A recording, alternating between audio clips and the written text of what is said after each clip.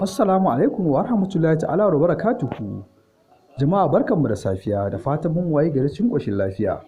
Za ku ji cewa hukumomin lafiya na jihar Kano sun sanar da cewa adadin wanda suka kamu da cutar covid19 sun kai mutum 21 a jihar Kano.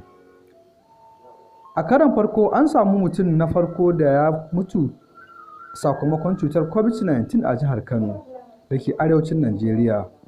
Adadin mutanen da suka kamu da cutar kawai yanzu ya kai mutum 21 a jihar.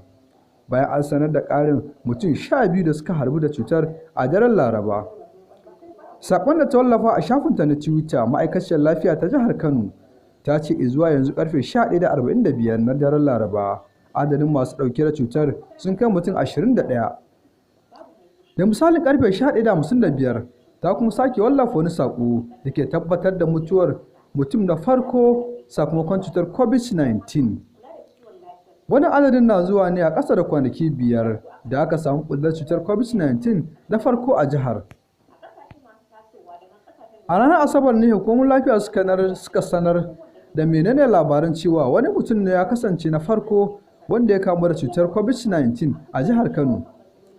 Bayan da hukumomi suka fitar sun nuna cewa mutumin wanda yake zaune a ƙaramar hukumar Tarauni ya baro Abuja ne inda ya isa Kano a jajibere ranar da za su rufe hanyoyin shiga jihar Kano. Sai dai gwamnatin jihar Kano ta yi feshin magani a wurare 5 da mutum ya kai ziyara kafin a gano yana ɗauke da cutar covid-19.